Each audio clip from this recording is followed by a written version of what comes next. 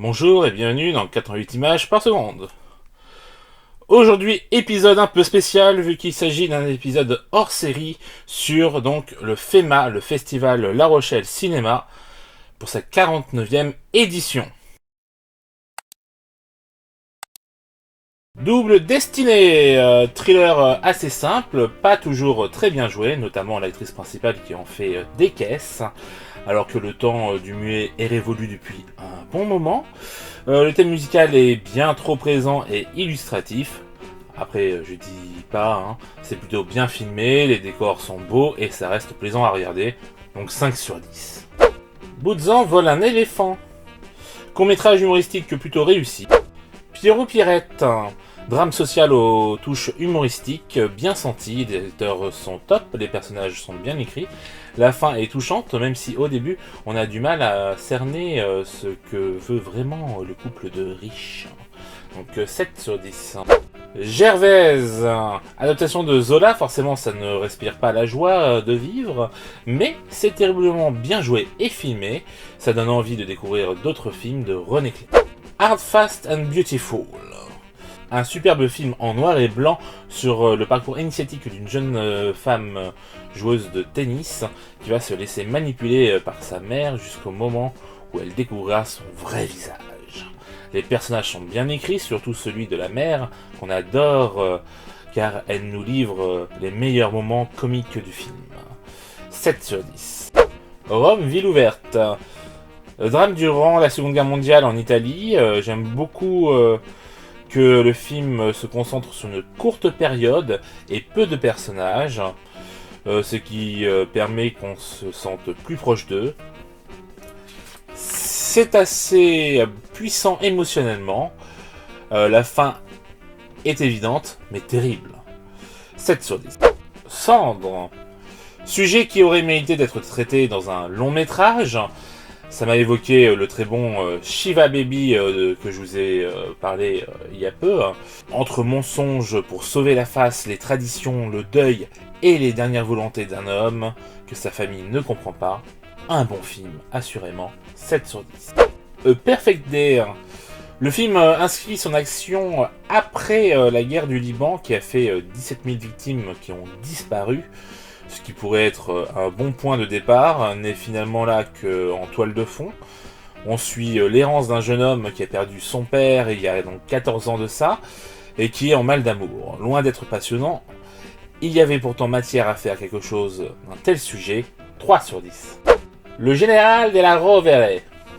À Gênes, en 1944, en pleine Seconde Guerre mondiale, un homme profite de sa soi-disant situation pour se faire de l'argent en passant pour un héros. Le film commence dans une ambiance de bonne comédie italienne et finit dans le drame le plus noir. C'est très bien amené et il est intéressant de mettre en exergue le comportement du personnage principal au début et à la fin du film. 7 sur 10. Aferim, un western roumain qui se déroule au 19e siècle. Le film a une belle photo et semblait partir sur de bons rails. Mais finalement, on a un film pas très appréciable et difficile à regarder. Tant ce qui se passe désintéresse le spectateur finalement. Entre racisme, misogynie, mépris des classes et que sais-je encore, bref, pas mon genre, 2 sur 10.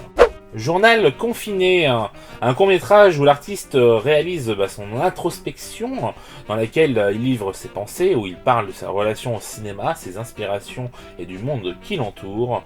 C'est intéressant, donc 7 sur 10. The Marshals to Execution. L'exécution du général Ion Antonescu lors de la Seconde Guerre mondiale, vue par le prisme de 2 points de vue. Sans plus de contexte, difficile d'en penser quelque chose, donc 5 sur 10. A Film for Friends. Grosse performance de l'acteur Gabriel Spaya, qui est quasiment seul à l'écran pendant toute la durée du film, et donc de ce plan séquence, d'autant que le perso se livre et passe par un tas d'émotions très fortes. C'est un film assez dur à voir, pour autant il n'est pas cruel gratuitement. Tout ce brûlot sur la société n'a jamais été aussi juste, donc 9 sur 10. Visage d'enfant. Drame sur le deuil dans lequel 2 familles endeuillées ne vont en former qu'une suite au mariage des parents. Le fils aîné du père sera mis sur le fait accompli suite à des vacances avec son parrain, et à partir de là, tout ne sera que tension et désagrément pour lui, surtout qu'à partir de là, son père ne lui parle quasiment plus. Tiraillé entre le souvenir de sa mère et sa quête de reconnaissance ainsi que d'amour paternel, cet enfant va peu à peu sombrer dans la dépression. La fin reste touchante malgré que le père et le fils ne renouent toujours pas le dialogue. 7 sur 10. Au feu, les pompiers. Comédie tchèque de Milos Forman se déroulant lors d'un bal des pompiers en l'honneur de leur ancien président. C'est simple mais très plaisant, même si l'humour du film fait un peu daté. Il y a un côté absurde qui n'est pas pour me déplaire. Un des rares films du réalisateur tourné dans son pays d'origine, donc à voir, 6 sur 10. Parfum de femme.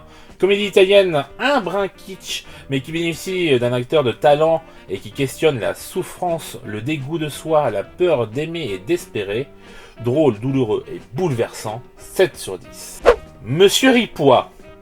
Comédie grivoise sur un Don Juan français perdu dans une Angleterre sans le sou, interprété par un Gérard Philippe très talentueux, d'un naturel rafraîchissant. C'est vraiment lui qui porte le film et l'aspect comique de ce dernier, donc 7 sur 10. Papa vient dimanche. Drame social qui se transforme peu à peu en une prise d'otage.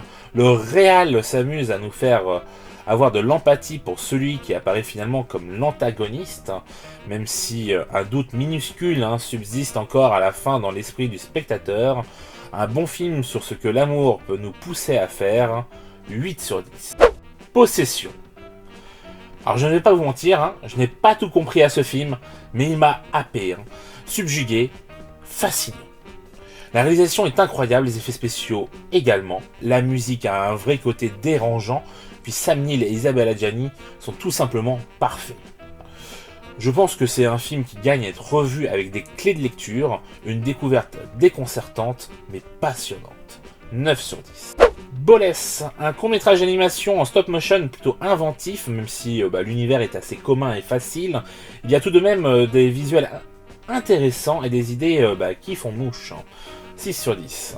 But Milk is Important. Un film d'animation en stop-motion, original sur une personne timide qui au début est même agoraphobe.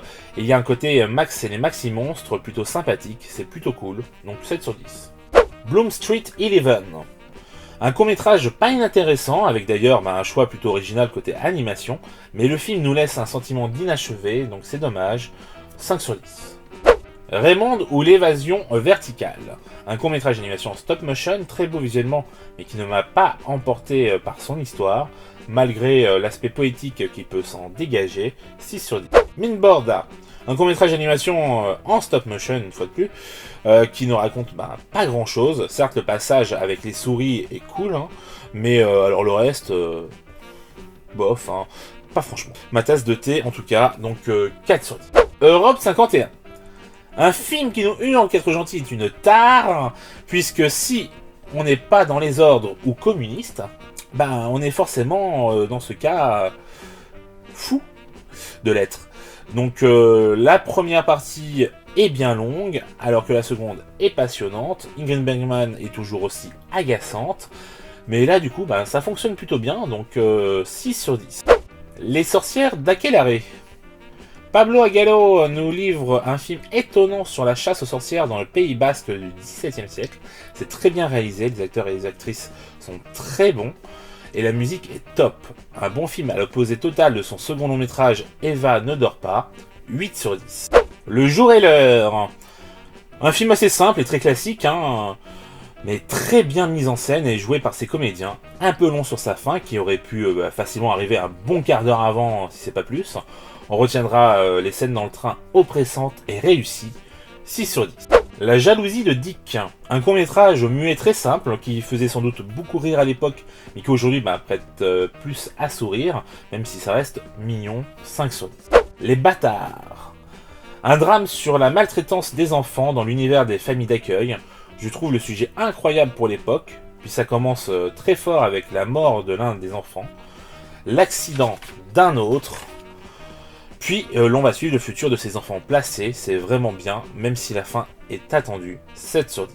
Une vie démente, gros coup de cœur pour moi, avec un sujet assez difficile, comment gérer la démence naissante de l'un de nos parents, c'est très bien fait, drôle, émouvant, joyeux et parfois effrayant. Un film marquant, tout autant que son interprète principal, Joe Dusser, qui est magistral, alors qu'elle a un rôle bien compliqué. Bravo, 8 sur 10. L'été nucléaire. Un film de genre sur un groupe de jeunes qui se retrouvent en zone confinée suite à une fuite de la centrale nucléaire du coin. C'est très bien fait, les plans extérieurs sont très bien filmés, la tension est très bien gérée, les acteurs sont plutôt convaincants et crédibles au vu de la situation, ce qui est très appréciable. Donc 7 sur 10. Jour d'automne.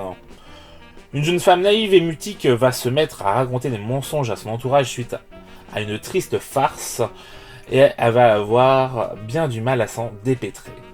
C'est bien filmé, l'actrice principale est hypnotisante et la fin est d'autant plus réussie qu'elle frustre le spectateur, donc 7 sur 10. L'année du dragon. Polar urbain dans le quartier de Chinatown, c'est merveilleusement mis en scène par Michael Cimino, le casting tient la route et les décors sont fabuleux, on regrettera toutefois les scènes de gunfight auxquelles on ne croit pas un instant, ainsi qu'un personnage principal qui a un sens des priorités assez douteux et qui n'est pas si appréciable que ça entre sa misogynie, son racisme et son dédain pour la vie de ses proches. Bref, 7 sur 10.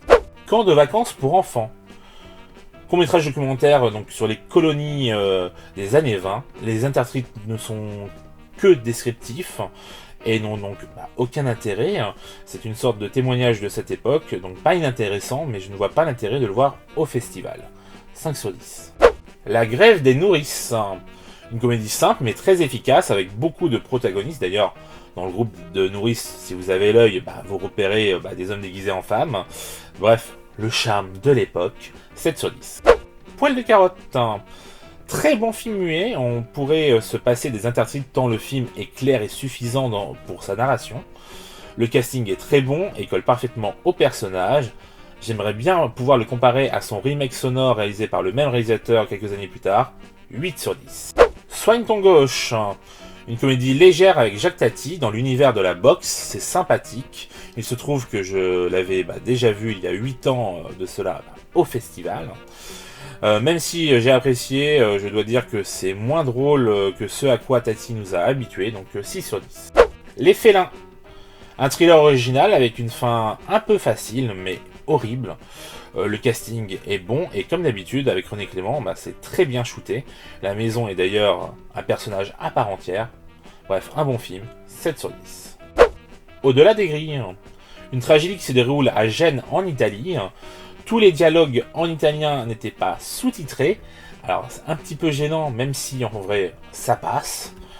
Foncièrement c'est pas mal, mais on se dit tout ça pour ça. Puis même si je trouve les comédiens justes, il faut savoir que je ne suis pas un grand fan de Jean Gabin, donc 6 sur 10. The Strange Affair of Uncle Harry. Un film sympathique avec une histoire originale et qui tient plutôt bien la route. Un casting convaincant, une réalisation qui l'est tout autant, mais on restera tout de même sur sa fin avec ce happy end forcé imposé par le studio. 6 sur 10. Ice Storm. Un film sur le désir et sur ce à quoi cela peut nous pousser. C'est un film jusqu'au boutiste avec un final bien sombre. Il y a des scènes très fortes, un casting avec des stars en devenir, un film réussi, 7 sur 10. First Cow. Un film techniquement parfait, une réalisation de qualité, une belle photo, un choix du format qui se justifie, une histoire pas banale avec au centre une amitié qui nous embarque. Malgré qu'il se passe assez peu de choses, il faut bien le dire, et qu'on connaît la fin dès le début. Et il y a quelque chose d'hypnotisant qui fait qu'on ne décroche pas. Bref, un bon film encore. 7 sur 10. The Cloud in Her Room. Alors on nous a promis de la nostalgie, de la mélancolie, et quelque chose d'Antonioni. Lors de la présentation, et personnellement, je n'y vois rien de tout ça. Le film se rapproche plus par moments de l'essai filmique plutôt que d'autre chose. Ça ne m'a pas plu, que ce soit par son scénario ou sa forme. Je vous recommande de faire l'impasse sur ce film. 1 sur 10. La fille la plus heureuse du monde. Un film réussi malgré quelques longueurs, mais cela est inhérent au récit. Radu Jude retranscrit parfaitement ce qu'est un tournage pour un figurant et le mal-être d'une adolescente en quête de liberté. Un chouette film, 6 sur 10. Voilà, c'est tout pour cette 49e édition. Je vous donne rendez-vous l'année prochaine. Ciao!